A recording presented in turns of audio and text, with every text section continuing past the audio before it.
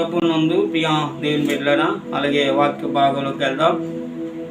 దినము శిల్వ జ్ఞాన కూడికలు, అలాగే పరిశుద్ధ గ్రంథము నుంచి, అలాగే లూకా సువార్త 6:20 కానీ చదువుకున్నాం. అంతటా ఆయన తన శిష్యులను తట్టును పారచూచి ఇట్లా, నేను పేదలైన మీరు ధన్యులు, దేవుని రాజ్యము మీది.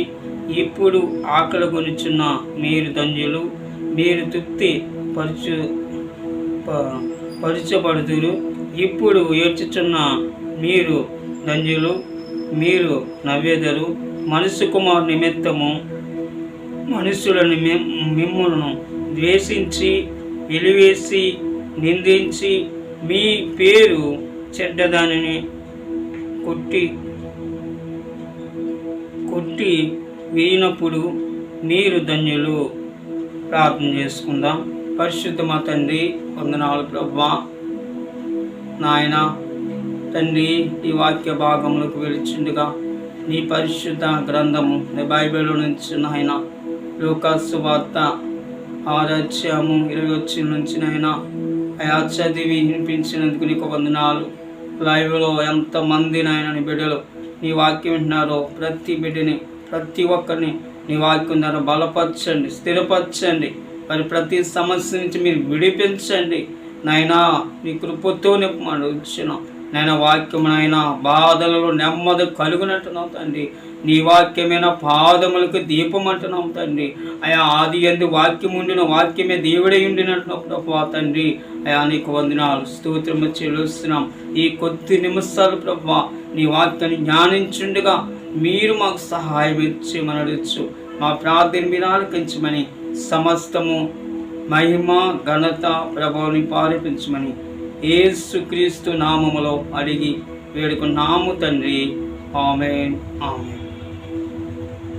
ప్రభునందు ప్రియా దేవుని బిడ్డలారా, ప్రభు అయిన యేసుక్రీస్తు వారు ఆయన ఈ లోకానికి వచ్చి 33.5 సంవత్సరాలు ఆయన సువార్త చేసి ఎన్నో అద్భుత కార్యాలు, ఆశ్చర్య కార్యాలు, మహిమ కార్యాలు ఆయన చేసి కుంటివారిని, గుడ్డివారిని, పోచ చేయగలవారిని, మూగవారిని, చనిపోయిన వారిని కూడా ఆయన స్వస్థపరిచి లేపి మానవుల నిమిత్తము ఆయనను ఒక్కడ తక్కువ 40 కొడల దెబ్బలు ఆయన కొట్టారు, ఆయన ఉమ్ము వేశారు, వేలన చేశారు, దూషించిన కానీ ఆయన మన కొరకు నిందలు, అవమానాలు ఆయన పడి ఉన్నారు. అందుకన్న 2 చేతులకి 2 చీలను, కాలుకి అలాగే కాలు కూడా తన శీలను, అలాగే సిలువలో తన శిరస్సుకు ముళ్ళు కిరీటమును ఆయన తనను గొల్గొతా కొండకును ఆయన నడిపించినట్టు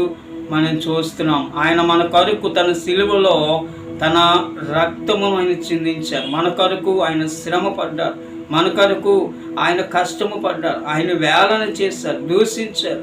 ఆయన బర్బాను కూడా జైల్లో పెట్టినప్పుడు యేసును సిలువేంది, బర్బాను విడిచిపెట్టనని ప్రజలందరూ కూడా యేసుతో అద్భుతాలు, ఆశ్చర్యకారు, మహిమకారు చూసిన కానీ మరి ప్రజలందరూ కూడా యేసును సిలువేసి బర్బాను విడిచిపెట్టమని వారు అన్నప్పుడు యేసుక్రీస్తు మన కొరకు తన సిలువలో తన రక్తము చిందించి ఆయన తన గొల్గొతా కొండ మీద ఆయన తన ప్రాణమును ఇచ్చి ఆయన తనను సమాధి చేయబడి ఆయన 3వ దినాన ప్రభువైన యేసుక్రీస్తు మన కొరకు ఆయన సజీవుడిగా లేచి ఉన్నాడు. ప్రభునందు ప్రియా దేవుని బిడ్డలారా, మనం ఈ దినాలలో మనకెన్నో శ్రమలు, కష్టాలు, బాధలు, ఇబ్బందులు, ఇరుకులు, ప్రతి సమస్య వచ్చినా కానీ మనం యేసు వైపు చూసినప్పుడు, దేవుని సన్నిధిలో వెళ్ళినప్పుడు దేవుడు మనకి సహాయం చేస్తాడు. చూడండి, ఇక్కడ కీర్తన గ్రంథము 34వ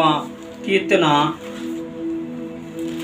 అలాగే 6వ వచనం చూసినప్పుడు బైబిల్ నుంచి, పరిశుద్ధ గ్రంథం నుంచి కీర్తన గ్రంథము 34:6 వచనం, ఈ దీనుడు మొరపెట్టగా యెహోవా ఆలకించెను, అతని శ్రమలన్నిటిలో నుండి అతనిని రక్షించాను. దీనుడు చూడండి, దావీదు మహారాజు చిన్న బాలుడు, దావీదు 12 సంవత్సరాలు ఆయన గొర్రెల కాపరి, అన్నల కంటే చిన్నవాడు, కానీ దేవుడు దావీదుని ఏర్పాటు చేసుకున్నాడు. ఎవరి ద్వారండి? దేవుడు సమూయేలు ద్వారా. సమూయేలు దేవుడు దావీదుకి అభిషేకించి ఏం చేశాడండి? దావీదుని దేవుడు ఇశ్రాయేలు రాజుగా నియమించాడు. దావీదు 6 మూలెత్తు గొలియాతుని ఆ ఫిలిష్తీయుల మధ్యలో ఆయన ఒక్క ఒడిసెలతో చంపినట్టు మనం చూస్తున్నాం. దావీదు జయము, సౌలుకి అపజయము. గొలియాతుకి అపజయమని ప్రజలందరూ కూడా కేకలు వేశారు. చూడండి, ప్రభునందు ప్రియ దేవుడు దీనుడు మొదలుపెట్టగా, అంటే దావీదు భక్తుడు, దావీదు మహారాజు కూడా దేవుని సన్నిధిలో మొదలుపెట్టాడు. దేవుని సన్నిధిలో విజ్ఞాపన చేశాడు. దావీదుకి కష్టం వచ్చింది, దావీదుకి శ్రమ వచ్చింది, దావీదుకి ఇబ్బందులు వచ్చాయి, దావీదుకి ఇరుకులు వచ్చాయి, దావీదుకి ప్రజల ద్వారా ఎన్నో అవమానాలు, నిందలు వచ్చిన కానీ దేవుని విడిచిపెట్టకుండా దేవుని వైపు దావీదు చూస్తున్నాడని మనం చూస్తున్నాం. దావీదు చూశాడు, నా దేవుడు నాకున్నాడు, ఆయన నాకు సహాయమే చేస్తాడు, నన్ను నడిపిస్తాడని దావీదు దేవుని సన్నిధిలో దివారాత్రులు, ఉదయము, మధ్యాహ్నము, రాత్రి, అర్ధరాత్రి, ఏకవచనం కూడా దావీదు భక్తుడు ప్రార్థన దీనుడు అనగా దీనత్వము కలిగి ఉన్నాడు. దావీదు రాజు కానీ దేవుని ఎలా ఉన్నాడని తగ్గించుకున్నాడు. మనము కూడా మన జీవితంలో, మన కుటుంబాల్లో శ్రమలు, శోధనలు, ఇబ్బందులు, ఇరుకులు, మరణ పరిస్థితి వచ్చిన ఈ శిలువ జ్ఞాన కూడికలో దేవుని వైపు చూసి దేవుని సన్నిధిలో మొదలుపెట్టి దైవజనులు చెప్పిన ప్రతి వాక్యం విని వాటి మీద మనం జీవించి ప్రార్థన చేసినప్పుడు దేవుడు నీకు సహాయం చేస్తాడు. ఆయన ఏమన్నాడండి? అతని శ్రమలన్నిటిలో నుండి అతనిని రక్షించు. నీ శ్రమలన్నిటిని కూడా తొలగించవు, నీ కష్టాలన్నీ తొలగించవు, నీ బాధలని తొలగించవు, నీ ఇబ్బందులను తొలగించేవాడు. ఆయన నీకు సహాయం ఇచ్చేస్తావు. నేను రక్షించేవాడు యేసుక్రీస్తు. ఆయన నిన్ను విడిచిపెట్టేవాడు కాదు. ఎందుకన్నాడు? ఆయన కునికాడు, నిద్రపోవాడు. ఆయన నిన్ను కాచేవాడు, కాపాడేవాడు, సహాయం చేసేవాడు. దావీదు కూడా దేవుని సన్నిధిలో ఆయన ప్రార్థన చేశాడు. అనేకమైన బైబిల్లో భక్తులు ఉన్నారు. వారందరి జీవితంలో ఎన్నో కష్టాలు, శ్రమలు, శోధనలు, ఇబ్బందులు, ఇరుకులు, మరణ పరిస్థితి వచ్చినా వారు దేవుని విడిచిపెట్టలేదు. మనము కూడా ఈ దినాల్లో దేవుని విడిచిపెట్టకుండా ఎన్ని నిందాలు, అవమానాలు వచ్చినా కానీ ఉన్నా లేకపోయినా దేవుని వైపు చూసి ఆయన సన్నిధిలోకి వెళ్ళి మనం ప్రార్థన చేసి వేడుకున్నప్పుడు దేవుడు నీకు సహాయం చేస్తాడు. చూడండి, యాకోబు రాసిన పత్రిక 5:17 మనం చదువుకున్నాం. ఇక్కడ మనకి ఏలియా ప్రవక్త మనకి కనబడతాడు. ఆయన జీవితంలో చూసినప్పుడు చూడండి, యాకోబు రాసిన పత్రిక కొత్త నిబంధన 5:17 ఇక్కడ అంటాడు, ఏలియా మన వంటి స్వభావం గల మనుష్యుడే, వర్షింపుకున్నట్లు అతడు ఆసక్తితో ప్రార్థన చేయగా 3.5 సంవత్సరాల వరకు భూమి మీద వర్షం లేదు. అంటే వర్షము కూడా లేదు. అంటే ఏలియా ఆసక్తితో ప్రార్థన చేశాడు. ఏలియా ప్రవక్త ప్రార్థన చేయగా 3.5 సంవత్సరాలు ఆ దేశములో, ఆ పట్టణములో, ఆ ప్రాంతములో వర్షము కురియలేదు. మళ్ళీ ఆయన ప్రార్థన చేయగా అతడు మరలా ప్రార్థన చేయగా ఆకాశము వర్షమిచ్చెను, భూమి తన ఫలమిచ్చెను. ఏలియా ప్రవక్త సరేండి, ప్రార్థన చేస్తాడు. 3.5 సంవత్సరాల వర్షం కురగలేదు. మళ్ళీ ప్రార్థన చేస్తాడు. మళ్ళీ ఏం చేశాడండి? 3.5 సంవత్సరాల వర్షం కురిసింది, పంట పండాయి, ఫలాలు ఇచ్చే. అక్కడ ఉన్న ప్రజలకి ఎటువంటి లోటు లేదు. మనకి ఈ దినాల్లో కూడా, మనం ఉన్నంత కాలము కూడా ఈ దినాల్లో చాలా భయంకర దినాలు, దుర్దినాలు ఉన్నాం. ఏ దినము ఏ గడి ఏమి సంభవించో తెలియదు. కానీ మనము దావీదు వలె, ఏలియా ప్రవక్త వలె మనం ఆసక్తితో ప్రార్థన చేసినప్పుడు దేవుడు నీకు ఈ సిలువ జ్ఞాన కూడికలో ఆయన నిన్ను వాక్యం ద్వారా బలపరిచేవాడు. ప్రభునందు ప్రియ దేవుని బిడ్డలారా, ఆసక్తితో ఉండాలి, కనిపెట్టాలి. ఎక్కడ కనిపెట్టాలి? దేవుని సన్నిధిలో మనం విజ్ఞాపన చేయాలి, దేవుని సన్నిధిలో ప్రార్థన చేయాలి, వాక్యము చదవాలి. ఇంకేం చేయాలండి? ఆయనను స్తుతించాలి. అనేకమైన వారి గురించి మనం ఏం చేయాలండి? ప్రార్థన చేయాలి. మన కుటుంబం గురించి, మన సంఘము గురించి ప్రార్థన చేసినప్పుడు దేవుని ప్రతి అవసరతను, ఇబ్బందులను, ఇరుకులను ఆయన తీర్చి ఆయన నీకు సహాయం చేసేవాడు. అందుకన్నాడు, ఏమన్నాడు చూసారండి, మనుష్య కుమారుడు ఈ లోకానికి వచ్చినప్పుడు ఏమంటాయండి, తనకి ఎన్నో నిందలు వచ్చాయి, ఎన్నో అవమానాలు వచ్చాయి, ఎన్నో శోధనలు వచ్చాయి, తన పరిచయం వెళ్ళినప్పుడు ఎన్నో ఆటంకాలు వచ్చినాయి. కానీ ప్రభు అయిన యేసు క్రీస్తు తన తండ్రి వైపు చూసి ఏం చేశాడండి, ప్రార్థన చేస్తాడు. యేసుక్రీస్తు కూడా కొండ మీదకి ఆయన ప్రార్థన చేసిన మనం చూస్తున్నాం. యేసుక్రీస్తు 40 దినాలు ఆయన ఉపవాసం ఉన్నాడు. ఏకాంతంగా ఆయన ప్రార్థన తండ్రితో తను గడిపినట్టు మనం చూస్తున్నాం.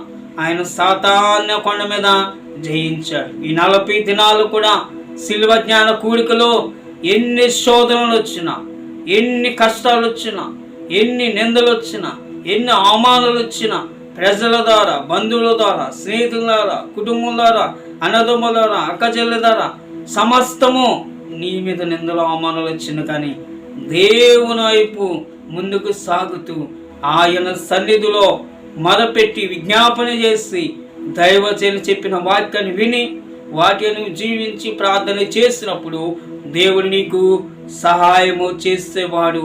దేవుడు నిన్ను, నీ కుటుంబాలందరినీ కూడా దీవించి ఆశీర్వదించును గాక. ఆమేన్, ఆమేన్, ఆమేన్. ప్రార్థన చేసుకుందాం. పరిశుద్ధ మా తండ్రి, వందనాలు, స్తోత్రము చెల్లిస్తున్నా ప్రభువా. నాయన, శిలువ జ్ఞాన కూడికల్లో లైవ్లో అందించడానికి మీరు నాకు ఎంతో సహాయం ఇచ్చినందుకు వందనాలు తండ్రి. నీ కృప చూపించండి, ఏర్పాటు చేసిన బిడ్డను దీవించండి, ఆశ్రయించండి ప్రభా.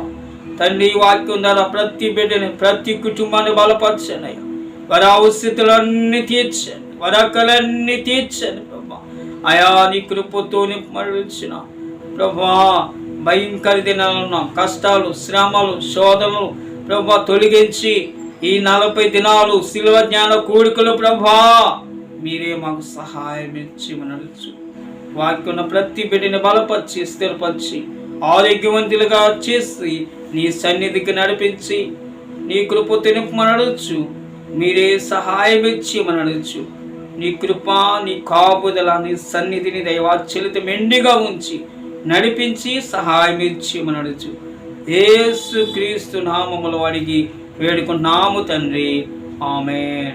యేసు రక్తమేచ్చం, ప్రభు యేసు రక్తమేచ్చం, యేసు నామమున సంపూర్ణ విజయము కలుగును గాక. తండ్రి యొక్క కుమారుని యొక్క పరిశునామములు ఇప్పుడు నెలకొన్న సకల పరిశుద్ధులకును 2026 సంవత్సరం ఫిబ్రవరి శిలువ జ్ఞాన కూడికల్లో ఈ లైవ్లో వాక్యం ఉన్న ప్రతి బిడ్డకి, ప్రతి కుటుంబానికి ఏర్పాటు చేసిన నీ బిడ్డకి, నీ కుటుంబానికి నాయన మెండుగా నీ దీవెన, నీ ఆశ్రయమును ప్రభా మీరు ఇచ్చి మీరే సహాయం ఇచ్చేయమని సదాకాలము ప్రతి బిడ్డకి, ప్రతి కుటుంబానికి ప్రభా ఏర్పాటు చేసిన కుటుంబానికి, బిడ్డకి మీరే సదాకాలము తోడై ఇండును గాక. ఆమేన్, ఆమేన్, ఆమేన్.